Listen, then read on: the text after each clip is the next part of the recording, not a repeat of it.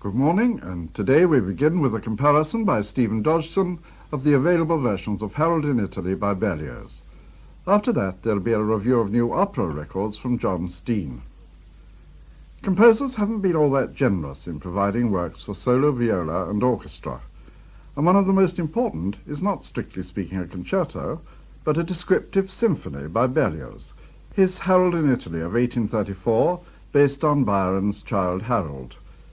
The idea for the work came from Paganini, though he never in fact played it.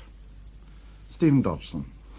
The story is that Paganini took one look at Berlioz's score and instantly complained that the solo viola part contained far too many rests. If he'd looked closer, which of course he didn't need to, he'd undoubtedly have had a second cause for complaint, that the composer willfully intrudes upon the soloist with excessive doubling in the orchestra. The composer's Byronic soulmate is indeed often half lost in the crowd. But, as every devotee of the work knows, herein lies some of the fascination of its very special colouring. Balancing a soloist in a recording of a conventional concerto poses a problem often enough, but it's nothing beside the subtlety of balance the recording producer is up against here. The long introduction to the first movement divides itself in two. The impressive, brooding, minor key fugato suddenly dissolves to reveal Harold with his slow, reflective song, the only true solo of any real length in the whole work. It peters out in hesitations with the harp. Then, on a sforzando, two horns launch the soloist upward into the throng. A tutti version of the Harold theme now follows, the cornet prominent, leading a fairly strict canon. The canon is taken by the viola, but much doubled, so that his sound is almost entirely absorbed into a blended tonal quality. There are harp chords, a triangle, and an upward whirling figure for the strings by way of accompaniment. The pace, the balance, and the fascinating interest of the whole tonal spectrum all seem to me specially appealing under Colin Davis conducting the London Symphony Orchestra on Phillips, with Nobuko Imai solo viola.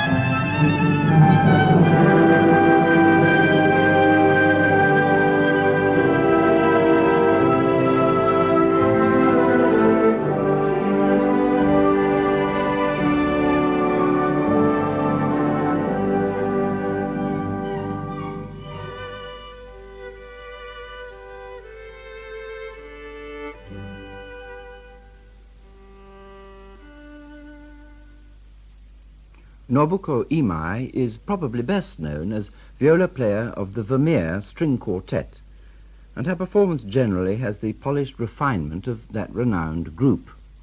When I first heard this record, and it was new about 3 years ago, I thought she was too detached, too cool for so impressionable a hero as Berlioz's Harold.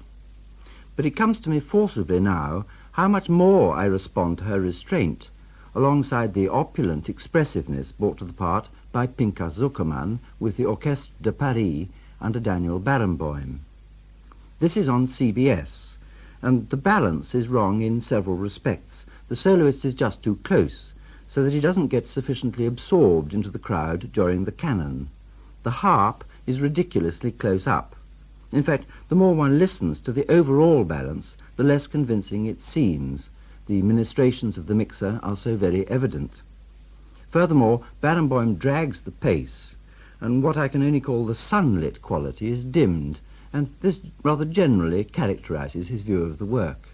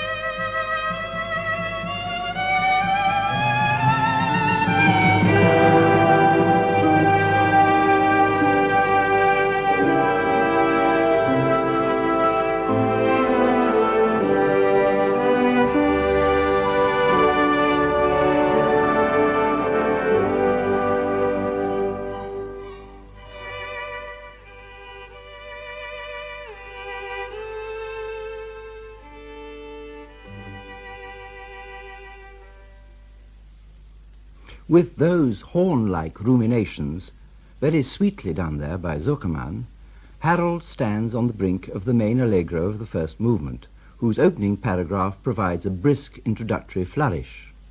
At last, the stage is set for the soloist to announce his theme for the allegro, and, after a few preliminary stutters, he succeeds, and at once the orchestra leaps in loudly, hardly allowing the viola another chance to utter in the enthusiasm of its welcome. Enthusiasm is the word, I think, and this is the salient quality of one of the oldest of the available recordings, now a mid-priced CBS of the New York Philharmonic under Leonard Bernstein. The soloist, William Linzer, makes the traditional opening hesitations, but labours neither them nor his delivery of the tune. The whole atmosphere is bright with anticipation and excitement. The orchestral detail is very clear and good in its balance of timbre.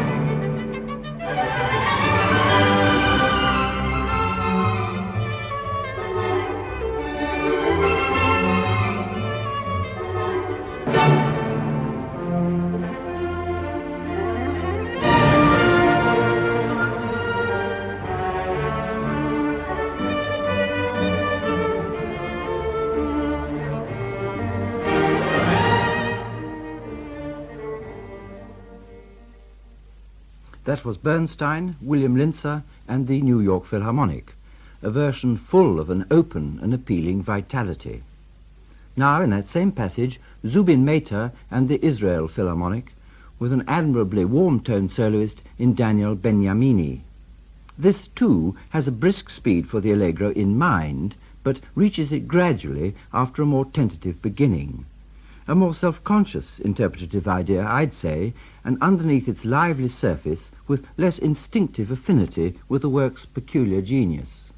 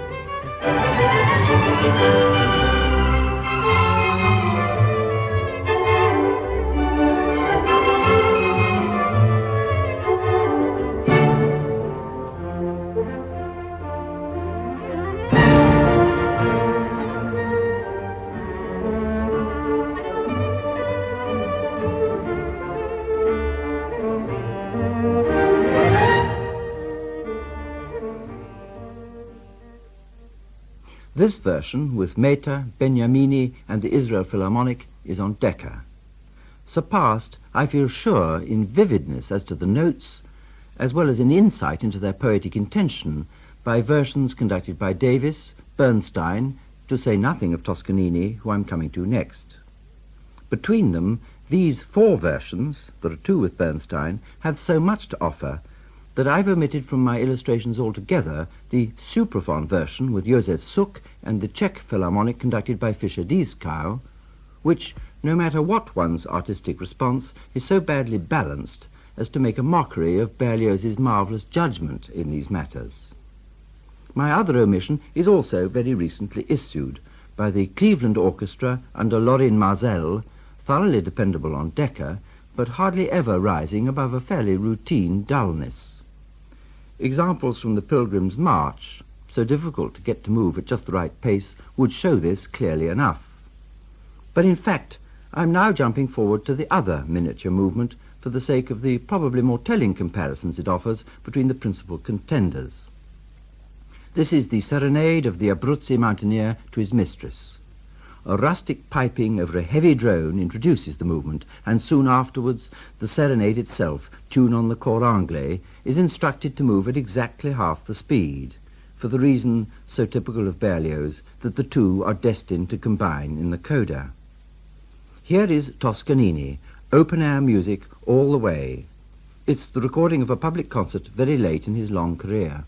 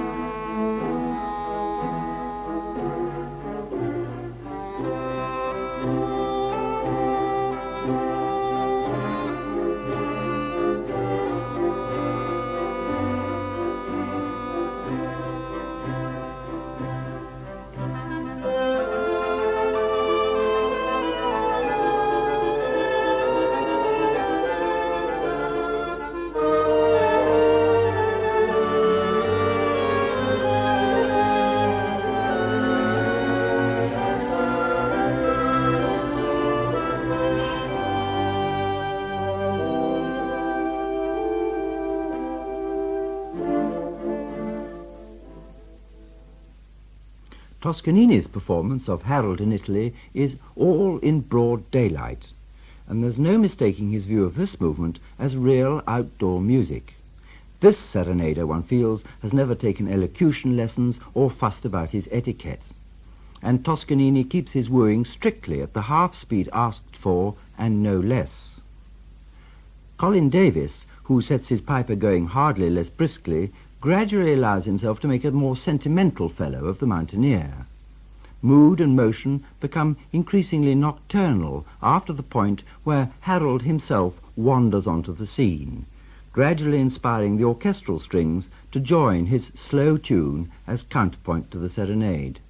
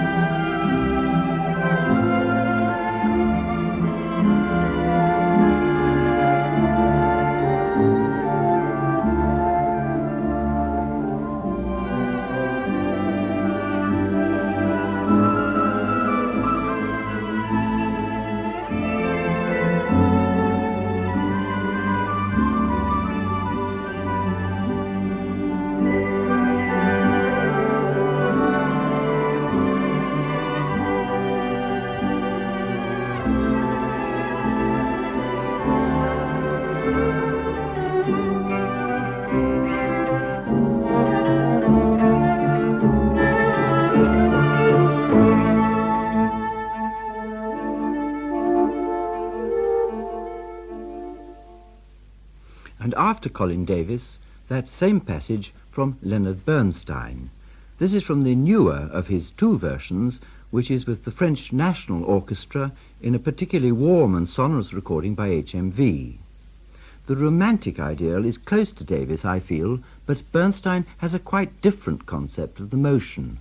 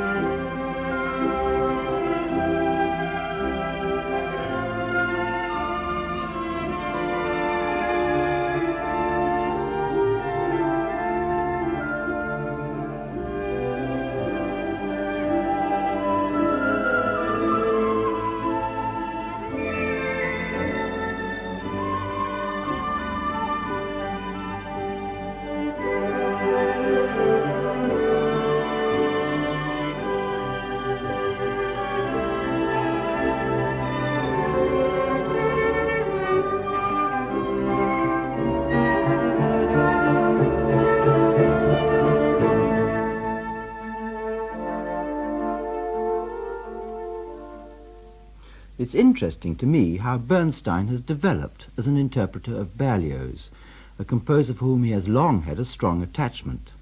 This new Harold, recorded in Paris, is more sensitive to tempo relationships and their place in the overall design, and more thoughtful somehow as a whole. And it's especially in this little Abruzzi episode that Bernstein seems to me to score not only over his more obviously excitable New York performance, but also over Colin Davis, whose serenader gets distinctly comatose. To clinch matters, the Paris Bernstein is unsurpassed in the coda of this movement, achieving a rare magic in the simultaneous combination of the three musical germs, Harold, the serenader, and the distant drone of the piper. But, with crash of cymbals, the brigands are impatient for their orgy. Yet Berlioz causes them to go through a Beethovenian process of dismissing quotations from previous movements before the party is in full swing. And once the party is in full swing, the viola is firmly dismissed from the scene. Toscanini averts all danger of the movement falling apart before it's properly begun by keeping a tightish rein. Each quotation makes its point simply, but is brushed aside without ado. Once again, an outdoor view, fresh and full of sunlight. And with this example, there's an opportunity to hear Toscanini's firm, upstanding soloist, Carlton Cooley.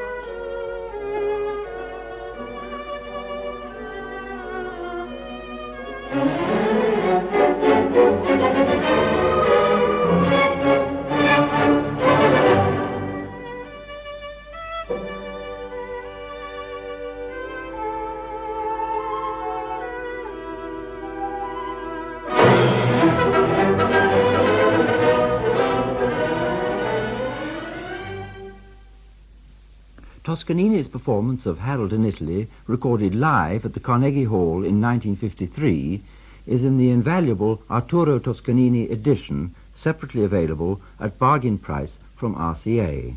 It's like a tonic in its immediacy, gusto, and sanity. Of the more modern performances currently available on record, the one which, in the finale at least, perhaps comes closest to the Toscanini ideal is the mid-priced CBS issue of Bernstein with the New York Philharmonic.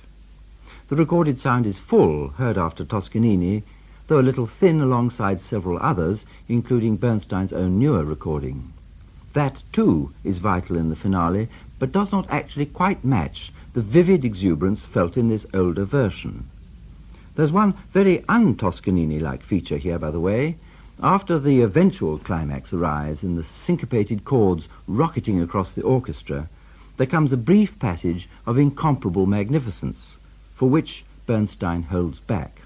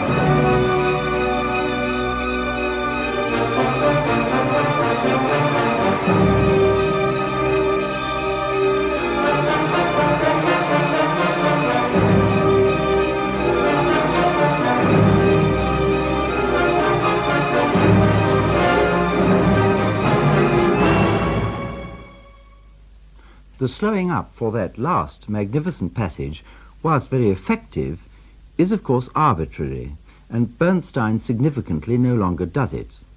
This older version, finely played by the New York Philharmonic, is just a little given to histrionics. But as that illustration shows, I think, these are strongly imaginative in trying to serve the composer. On the CBS Classics label, as a mid-priced reissue, this is, I suggest, a better choice than all the full-price versions except two, and those two are hard to choose between. First, on Phillips, Colin Davis and the London Symphony Orchestra in part of that same tutti.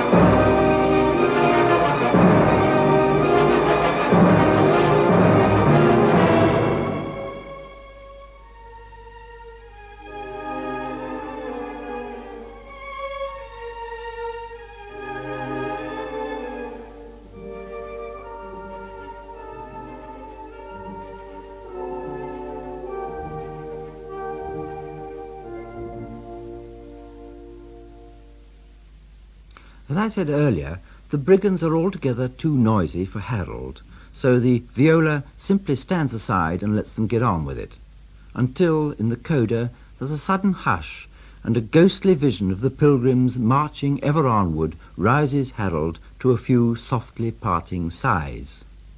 Now, this brief poetic moment is as beautifully done by Nobuko Imai as everything she does, a little cool, but no worse for that. Yet in the new Bernstein version with the French National Orchestra, the viola soloist Donald McInnes speaks through the music just a little more, I think, though with an equally dignified restraint. There are respects, especially the Pilgrim's March movement itself, where I believe Colin Davis surpasses Bernstein's Paris version, and it's largely the greater sensation of musical personality that I find in Bernstein's soloist that would finally tip me in favour of his version as my final choice.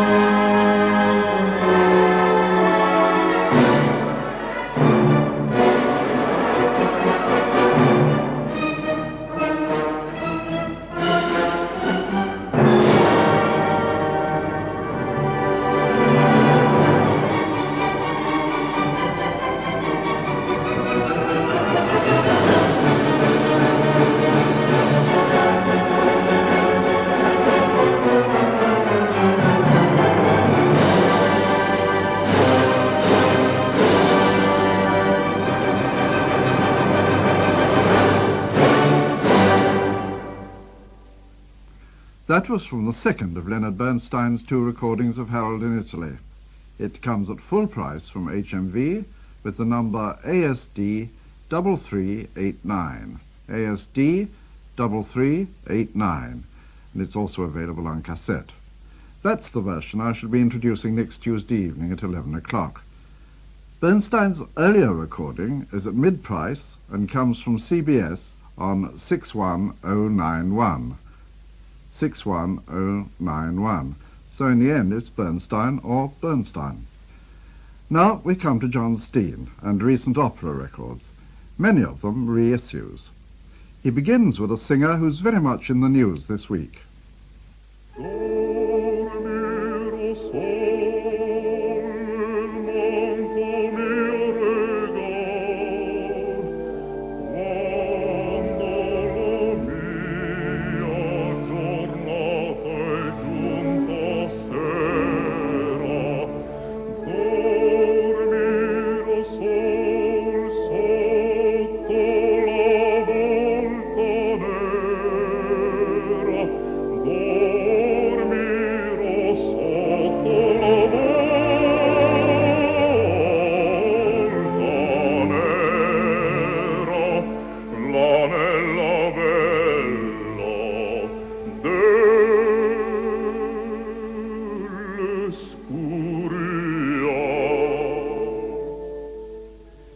The voice of Boris Christoph, recorded nearly 30 years ago.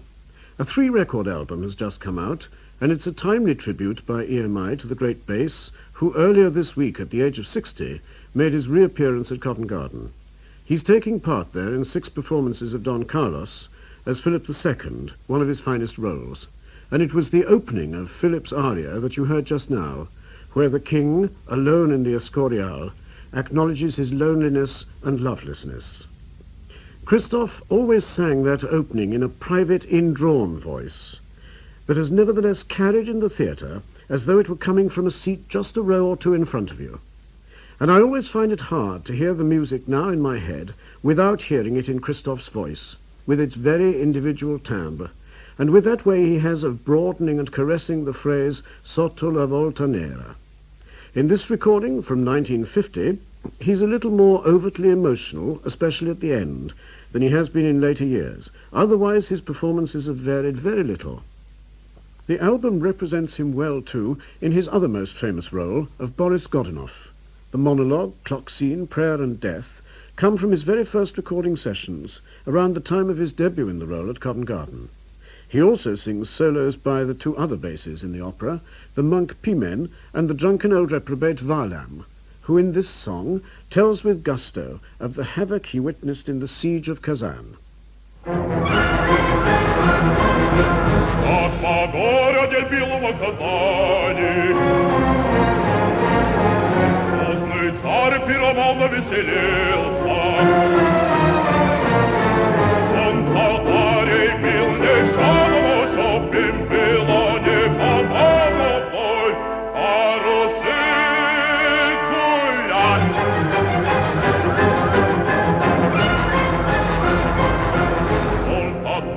Ходил до под Казани городок, он от копий подкопал до под Казани горяков. Как татаре то по городу похоживают, на царя Ивана то поглядывают, зли татары. Грозный царь закружился, он повесил головушку на правое плечо. Уж как стал царь пушкарей зевать, пушкарей все зажигальщиков, зажигальщиков. Залыбила со свечку Москвы Ярова, отходил молодой пушкар от дочечки, ой, с порохом-то бочка закружилась, ой, под копом подкатилась, ай,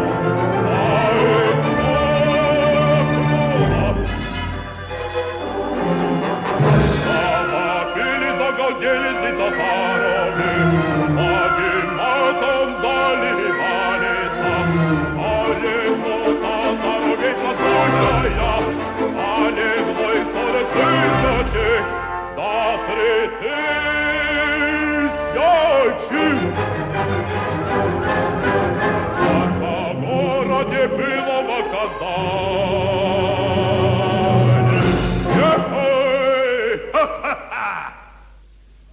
Varlam's song in Boris Godunov.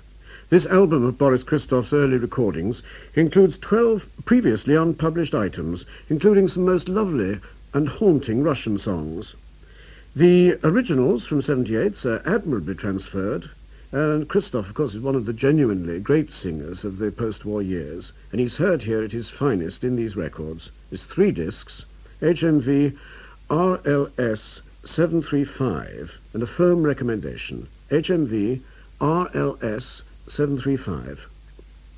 One of the things that most great singers have in common is that they're instantly recognizable.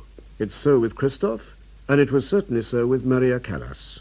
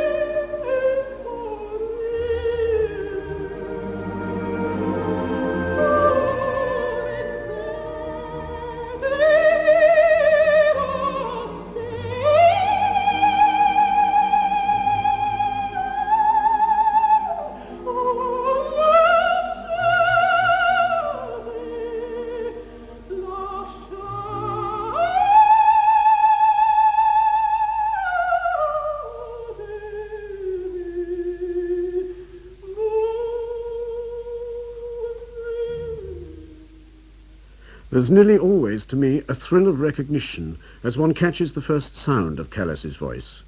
Always, and nearly always immediately, there's something which carries the irreplaceable personal stamp. There, of course, it's a passage that's become very closely associated with her. It's the beginning of the solo in Act 2 of Bellini's I Puritani. The tragic intensity of the tone, the expressive inflections, they bring out the great depth of feeling within the music. But the other, or one other, marvellous thing about Callas was that each different character she portrayed had its own voice. Hear her now as she arrives on stage as another of Bellini's heroines, Amina in La Sonnambula. All of that tragic weight has been lifted. Everything now suggests a fresh, tender innocence.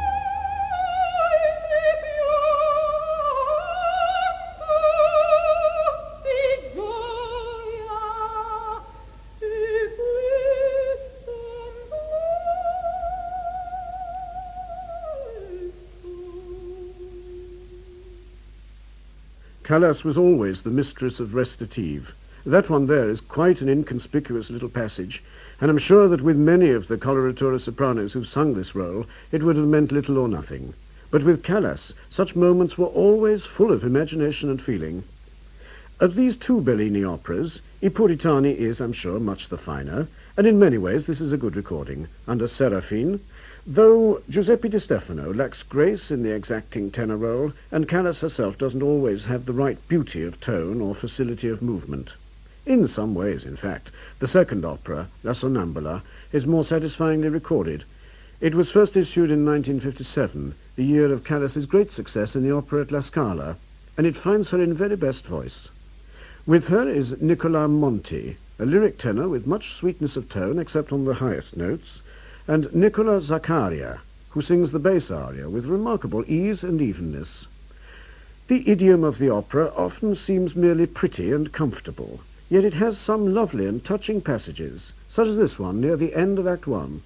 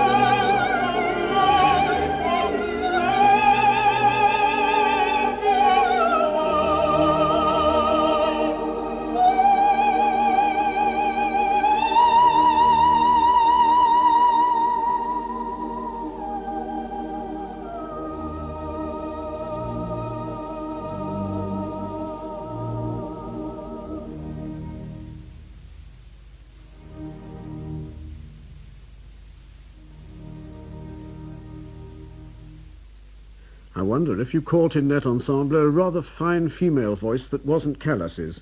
It was the young Fiorenza Cosotto in the small part of Teresa, 22 years ago there in La Sonnambula, reissued on HMV SLS 5134.